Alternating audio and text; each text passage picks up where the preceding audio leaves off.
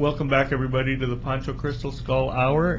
Here we are again with Pancho, the ancient crystal skull, and he's totally like surrounded with all these interesting items that have been created by our guest, Rand Porter. And Rand has been so kind as to be explaining to us like the healing power of all of these cones and these crystals that he's created, and how he uses them for his energy work, and especially for his Reiki. When I've introduced in the last two segments that I've introduced Rand, I've mentioned Jedi Warrior, and I want to talk a little bit about what is it about the Jedis, and I do want to get it back to energy because about the Force and Star Wars and all that. Why do you call yourself a Jedi Warrior? Well, I feel a big resonance with the positive energy aspect, that there really is energy around us, and we really can start to tap into it and subtly use it to affect our reality, and that's my goal, to be a Jedi. Mm-hmm. Lately I've been more of a Jedi MacGyver, working with some of these things, mm-hmm. trying to find a synergistic combination of some of these energies, and it's been fun.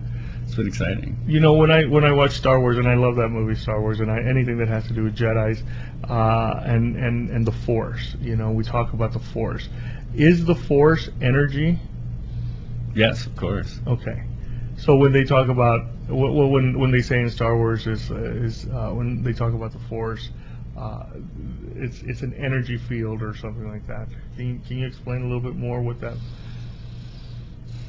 It's using our own intent to gather energy, similar to what these do by themselves. We can do it just with our intent, because this reality is subtly what we're creating. So with our intent, we can start to gather energy and use it to affect our reality. So that's basically using the Force. Using the Force. So when they say the Force be with you, it's use the Force for good? Hopefully. And there is a dark side of the Force too. It seems like there's a little bit of that on the planet, but yeah. So does it come down to like the old like good versus evil kind of thing? God, I mean, do you think that that energy equals God, God equals energy? What's your thought on that? Yeah, I do believe that all the energies are God, and we're just using them to make the most of our experience, the human experience. It's interesting that a lot of people have come up to me and have asked me about Pancho and whether I believe that he's an idol or divine or a god. He emits energy, does not mean that he is God. You know what I'm saying? Do you see where people can get confused though about is energy God or God energy? I mean, I don't really know how to explain myself to you. I don't know if you're getting it. Yeah. Many believe that everything is God because it's all from the energy of God. So it is God, but is it actually the God? And I guess that's the conundrum. That's the real good question, and I'm not sure I even have the answer for it. But energy is amazing. We need to embrace it and make it a part of our lives. Yeah. How do you use energy on a daily basis? What do you Reiki yourself in the morning, like right before you take a shower, or do you we talked about manifestation. Do you get these cones and like put some intent into them so that you manifest something that you want to create for that day? How can our viewers know how to use energy positively? A lot of times I start my morning when I wake up. I try not to jump out of bed. I'll lay there for a few minutes and just kind of daydream about how I want my day to be positively, and then I'll put my hands over my heart chakra and just smile with that, like I've got a secret smile knowing that my day is going to be great. Right. And usually it is. Sometimes I'll do that in the evening as well, and I find my life is a whole lot easier since I started doing that, and that's one of the things that I like to do. I use my cones on these Reiki tables. Sometimes I'll lay on them myself and do a meditation above them, a manifestation meditation to try to create the things in my life that I want. So we use it in that aspect. else? Well, no, it's just fascinating, actually. It's fascinating how these cones and the skull especially can amplify that energy that we can manifest, those things that we want in our lives. Again, and I'm going to go back into 2012, okay? Okay. Do you believe that we can, using all these energies, perhaps change what everyone thinks that might happen, like the Earth, polar shift or upcoming wars or something? Can we change, can we manifest something different, putting all our energies together? Oh, I totally agree. I believe we can.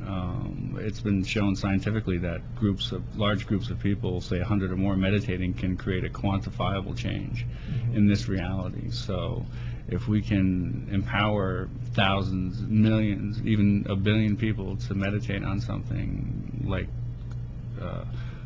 cleaning up the Gulf or catastrophes like that, I think we'll start to see some real changes on this planet. We are co-creating our reality, and the more we take hold of that, the more it will happen. And I really embrace that and hope that more people realize that, because we can change the world.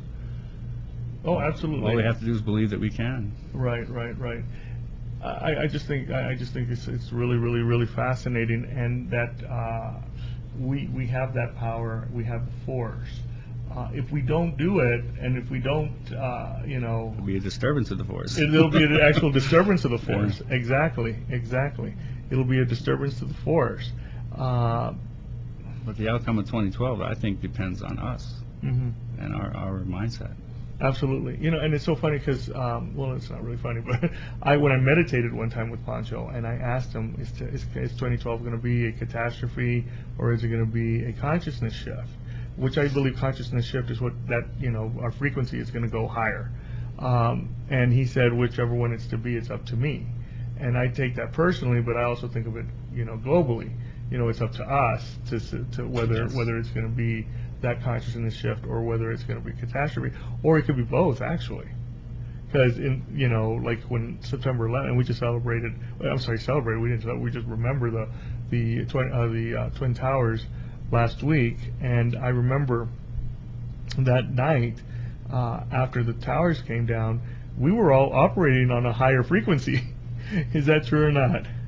Oh, definitely. There was scientific equipment that measured spikes in the magnetosphere of the planet itself. Oh, really? Yeah, I did not know. Yeah, it's quantifiable what happened after 9/11. They measured it, and were shocked at the overall energy of the planet and how it changed the magnetic field. So, yeah, that just quantifies that we can and do make a difference in what we believe. Correct. I've also heard other theories about magnetic shifts of the planet. Yes. And what's your take on that? And is there also, if enough people come together and raise their frequency, that they can prevent that shift from taking place? Well, the science has shown through ice cores and volcanic ash cores and the magnetics in those cores, how they flip back and forth, have shown that there have actually been pole shifts on this planet before, millions of years ago.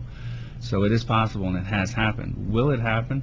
That's a good question. Greg Braden and Richard Hoagland have done extensive research into torsion field physics and measuring different energetic fields on the planet, and they feel that we're really not.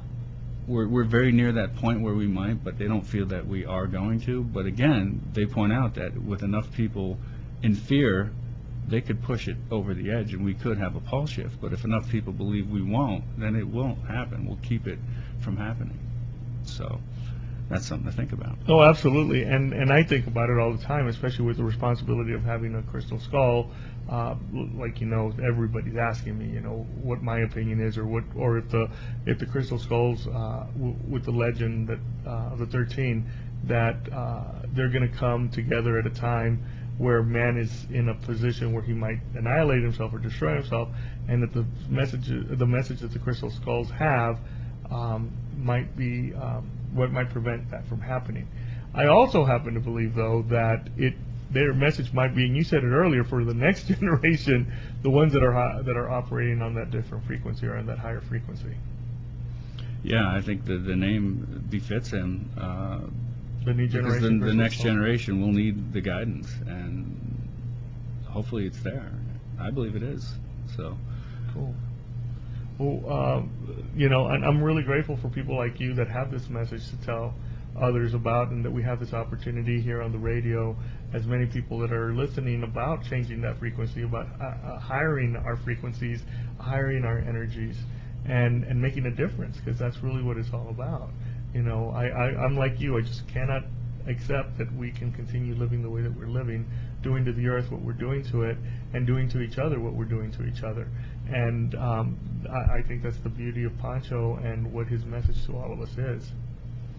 Yeah, I think. Force Reiki, Reiki Master and Jedi Master, if I might call you that. Yeah, it's very, very interesting.